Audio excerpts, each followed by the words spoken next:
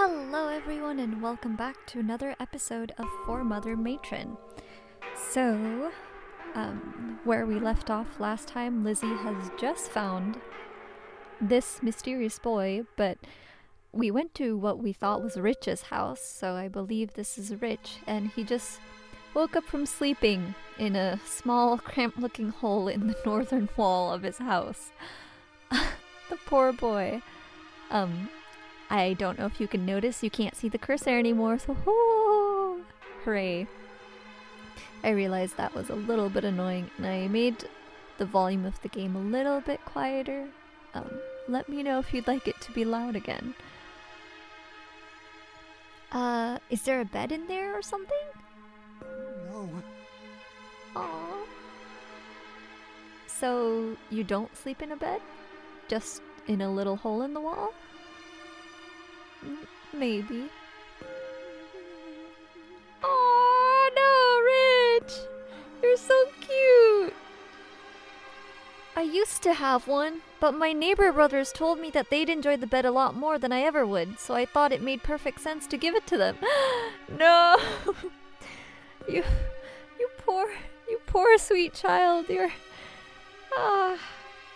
Also, I'm curious to... Let's press H. So this is how he looks like. Did they threaten you? I'm fine. Oh, no, not at all. Rich. They just kept punching me over and over until I gave it to them. That was one of the first times they actually didn't threaten me. This poor kid. Yeah. I don't recommend taking the chair, by the way. It makes your tailbone hurt after a few minutes. Also, the one leg just likes to come off sometimes, but you can slap it back on. What? The table is good though. I'd really like to keep that, but if it stops you from punching me, I don't mind giving it to you. Please leave the blanket here though. I don't like eating off the floor, and last week the neighbor brothers lost their frisbee, so I had to give them my plat. I'm not here to take your stuff! Oh, you're not? That's a relief. Alright. I feel like I should have a different voice for Rich, because, I don't know how to make any other voices, though. Okay. This is hard. What are you here for, then? I explained how I got the letter from the Mother Matron and needing to find the boys she mentioned in the letter. You're Rich, right? Okay, Lizzy's gonna have like a super high-pitched voice. You're Rich, right? My name is Rich. No, I don't well, have any that money is or my anything. name, but I don't have any money or anything. Oh no! Richard! Again? I'm not here to take those things from you. I literally just told you I came here because of the letter. Oh, right. Sorry. Force of habit. Nice to meet you, Pux, I'm guessing? No. Oops. No, my name is Lizzy. Weird. You look like a Pux. This is strange. I'm not sure how to take that, but okay. Bless Lizzy's heart for being kind to this poor guy. I'm guessing that means you don't know who he is? Nope, not at all. Oops. Wrong voice again. Why does he sound so proud when he says that? Great. With both of us feeling hungry and frankly feeling sorry for Rich, I decided to buy us lunch. We made our way to the market and approached my favorite stand, which sat far away from meaty Marissa's booth of mystery meat and sold skewers. The delightful smell of grilled rat and vegetables crawled its way up my nose and tickled the neurons in my brain that caused the mouth to salivate. The strange, slimy meat stinking up my pocket made my stomach churn and twist like a writhing worm. Thusly, I decided to go vegetarian that day. It's probably a good choice, just saying. Rich, beaming and blissfully ignorant of meaty Marissa's shop of horrors, ordered a rat skewer. Oh wow, thank you so much. I don't know how I'll pay you back. But if I take too long, just keep your punches to my body and not my face. My teeth ache a lot. Rich! Oh, geez, you don't owe me anything. It's a get-to-know-you present. I had some extra allowance anyway. That was a complete lie, but I wanted to be nice anyway. Yeah. Besides, who knew if I'd even live to use whatever allowance I had after this ordeal was done? See, that's exactly why I told you to buy the meat. Whoop. Clicked out of the out of the window. I know now. Past Lizzy didn't, bless her heart. She just wanted to do whatever the Mother Matron told her. Oh. This is again the flashback point of view. I looked to Rich. He was eating as if he hadn't eaten in weeks. He probably hadn't. So, you're absolutely sure you don't know anyone named Pux? Nope, not at all. I am extremely positive. I want to voice him with like a happy voice, but I don't know how to make my voice lower and happier, and still have inflection in it. Why does he still sound so proud when he says that? So we still don't have any leads. Who else could we ask?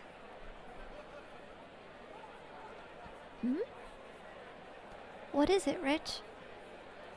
Did you hear something? Huh? Also, Rich, did his eyes just change color? Or have I always been blind and his eyes have always been kind of light? Well, his eyes changed. They moved. Also, no, it's a drone. A strange flying thing nearly crashed right into Rich's head, but fortunately stopped short. There's a camera on it, that's why. Looking closer at it, it seems like it's made of metal and plastic. What the heck is this thing? Birdie. Oh, look, a birdie! Aw, Rich! Rich, that's not a bird. Also, I think, hold on. I'm gonna go to the settings, and I think voice volume. I want their voices to be loud so that everyone can hear them at least. And sound, yeah. Yeah, that's the sound. Well, that's fine the way it is. Rich, that's not a bird. But it flies, therefore it is a bird. So everything that flies is a bird? What about bugs? Some of them fly. They're just small, weird birds. I suddenly had a headache. The little flying machine then made a weird chirping noise and rotated slightly back and forth. It almost looked as if it was beckoning us, albeit crudely. Look, the bird wants to show us something. Rich, this isn't a bird. Wait for me. Okay, no, maybe I can give him a really goofy voice. Wait for me, birdie. And just like that, the machine and Rich take off. Hey, wait! Or wait for me. Oh my god, no. Poor place filled with graffiti. Also, wait, drone. That's like... Is Pux? Is he going to be our resident hacker? That'll be so great. After a long and exhausting chase, I finally catch up to Rich and the machine. We had managed to make our way to a building at the western side of the boarding, a district called Junks. Junks was essentially the scrap pile of the place. Stuff that was meant to be burned or disassembled was stacked up here. This building looked remarkably better than the other structures in Junks, which were usually absolutely wrecked. It was kind of eerie, and I couldn't help but wonder how this one building stayed sturdy. Wow, we went pretty far. That was a lot of fun, birdie. The little machine makes another beep, then proceeds to fly away to the top of the building. It disappears inside one of the open windows on top. Aw, birdie's gone. I feel bad giving Rich this kind of voice. I just need to get over it. I groan. I gave up correcting him at that point. I was too out of breath to give a shit. I think it wanted us to go inside, maybe? I think so too. Let's go. Appearances can be deceiving. For as relatively nice as the building looked on the outside, the inside more resembled the trash heap aesthetic I expected. While the building was clearly intact structurally, there was all kinds of garbage, scrap metal, and tools strewn everywhere. If you told me at the time that a tornado had just torn through the building, I'd have believed you. What a mess! What is this place? More voices. It's my house. Suddenly, this tall and kind of grumpy-looking boy with a helmet sauntered in, carrying the strange flying machine from earlier. Birdie! Oh my gosh, is that... Oh wait, no, wrong voice. Oh my god. Oh my gosh, is that Birdie you're holding? What did you do to Birdie? What the hell are you? He means the little machine you have in your hand. Oh, you mean the drone? Birdie! It's Birdie. It's not a bird, dumbass. It's a robot. I built it myself. Oh, so it's not a bird? I guess you're right now that I look at it closer. Lizzy, why didn't you tell me? I did tell you, darn it. Enough. Sorry. I don't have time for this shit. You're Lizzy? He asks, pointing at me. Yes, that's me. You wouldn't happen to be Pux, would you? My name is Pux. Yay, you got to hear his voice. Ugh, finally. Yes, my name is Pux. He turns and glares at Rich. And that would make the dipshit here rich, wouldn't it? My name is Rich, but No, I don't have any that is my money or name, anything. but I don't have money. Shut the fuck up. Right, sorry. Rich. Real friendly, aren't you? Gotta do what Mother says, right? Oh, don't give me that shit. We don't have time to fuck around. We gotta meet the motherfucker or matron or whatever. Pux, how could you? That's not an excuse. He didn't do anything to you. Fuck this. Ugh, fine. I'm sorry. I'm just very annoyed. I've been searching for your guys with this thing for way too long. He points to the drone. Oh, so that's what you were doing. That's kind of cool that you made it yourself, actually. How does it work? It's pretty awesome, right? I built it out of scrap I found around here. Some old fans, motors, a camera, a bunch of metal and plastic scrap from old appliances and toys and shit. Has a transmitter on it that beams a TV signal out so I can see what the drone sees from my TV upstairs. You have a TV! I do. It doesn't get shows or anything though, just whatever this drone sees. Still, took me forever to find you two though. You're really cool. That's still super cool! How did you know we were the right people though? I didn't exactly. I just knew I was looking for a guy and a girl and I banked on you two being together by this point. I see, but we couldn't have been the only boy-girl pair you came across. You had to narrow it down somehow. Oh! That drone must have a scanner or something in the camera, huh? You have some way to see if people's faces match a description of us. Oh, it was able to recognize our faces? That's so cool! Pux is still quiet. Huh? Nothing like that. Oh? What did you do then? There's no way you just flew up to every boy and girl you saw standing near each other and bring them here to figure out who they were. That'd take forever. ...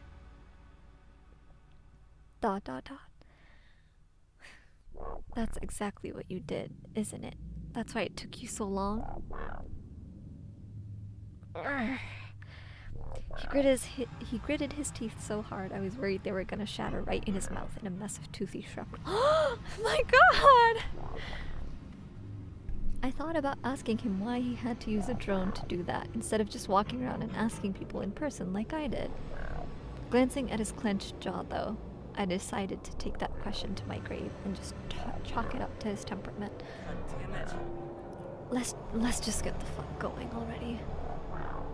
By the way, I don't know which of you it is, but one of you smells like fucking shit. Meat in my pocket oozed into embarrassment. We Oh. should probably get going. We should probably follow him. Yeah, we should. Yeah. Together we make our way to the Mother Matron's monolith. Oh yeah, that was like the place north in the boarding. What? This looks like a hospital. It was also there on the main screen. The monolith sat tall, looming over us as if we were pitiable little slugs ready to get squished under its boot. The sky always looked different here, looked raw somehow. The normal and ever-present set of pillowy clouds congealed into this fluid jelly that seemed to want to slither inside the tower through every small crack and opening and swallow everything inside. Ew, clouds becoming jelly. It never would, though. It simply maintained a comfortable distance from the tower, out of fear. A fear that was starting to make its way into me as I gazed upon the monolith.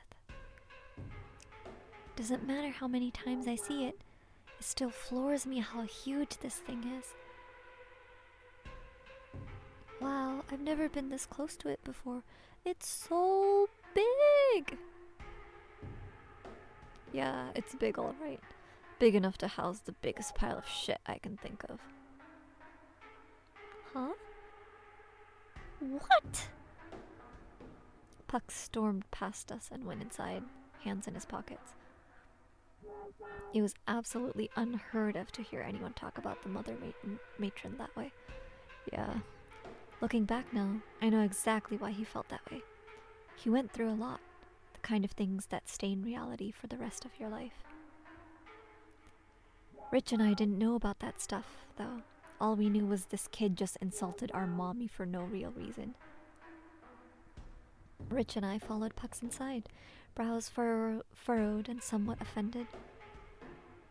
Yeah. No. Ooh, hold on. Is there water? There is water across the ground. This thing has color. That has not happened yet so far. The lobby was a bit underwhelming compared to the rest of the building. It was also considerably more damp than I thought the Mother Matron would like it. Yeah. For some reason, I thought someone would be meeting us here. Apparently, there's no welcoming committee. There's an intercom, though. A what? Over there. He gestures to a strange box on the wall with two dimly lit red lights on it. It's an... oops, wrong voice. It's an intercom. Something you can use to talk to someone who's in a different part of the building. Oh, I see. You're really smart, huh? He's just quiet. He's blushing! Sorry. How does it work? Well, I've never used one before. Just read about them in some old books I found. I think you're supposed to press that button and talk to it. Oh, I see. With none of us wanting to actually press the button, we stood there until awkwardness decided the rest itself on the moment. So you gonna press it or what? Huh? I didn't realize I was supposed to. Well, of course you are. You wanted to see how it works. Best way to do that is to use it. I hesitantly pressed a finger on the button. What do I say? My voice cracked from the nerves. Well, I wonder if this has the rollback function, since it's made with Ren'Py. If it did, I would want to go back and redo that line, make my voice crack. I don't know, I guess, hi, we're the three Mother Matron summoned. Okay, I'll try. Wow, that was actually... Did that go forward on purpose? Or did I just click twice? Richard was also gonna say something. Or I mean, Rich was gonna say something. The intercom. 12th floor. We all jumped a mile in our shoes. Fucking shit. I guess it heard you, Pux. Shut the fuck up. Pux, was that really called for? Don't really care.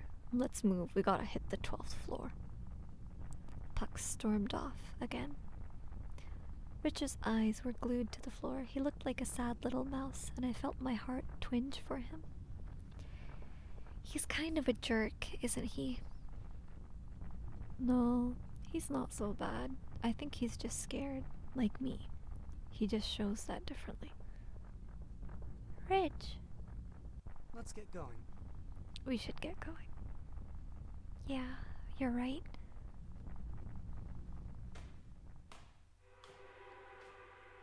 After an exhausting climb up quaky stairs, we find ourselves on the 12th floor. The landing leads us to a narrow hallway, the walls of which lay flat and uncomfortably angular and sharp, extremely artificial looking. Actually, hold on. H hides it. Is there a way that I can... No, that opens up that. How can I look at the history or log without going to the main menu? Okay, after an exhausting climb up quaky stairs, we find ourselves on the 12th floor. The landing leads us to a narrow hallway, the walls of which lay flat and uncomfortably angular and sharp, extremely artificial looking.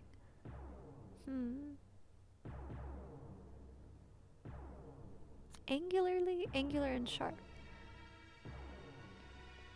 It felt as if the hallway was made out of sharp knives resting against each other, waiting for the right moment to slice us to ribbons. Ooh. I'm imagining now that the hallway they're walking through is like diamond shaped or something. That's the only thing I can think about that would give that sort of feeling.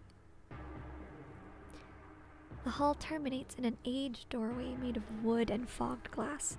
Behind it, theoretically, was the dear Mother Matron, waiting to greet us and embrace her dear children. I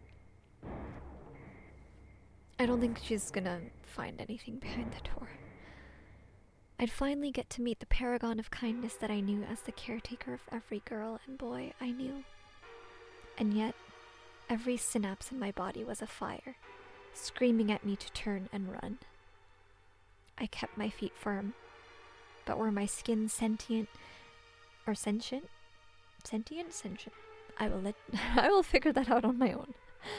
It would have ripped itself off my flesh and jumped out of the closest window it could find. I guess this is it. That's weird. Are you sure? This place is so...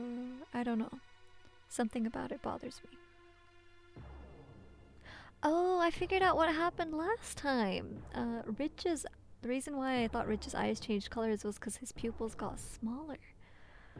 That's pretty interesting. I'm impressed that Velvetique did that with the art. Or at least I'm assuming it was from the creators' direction that they did that, because that happens to people. Your pupils constrict. I'm as positive as I can be. Well, it's nice of you to volunteer to go first, Pux. You're such a great guy. God damn it.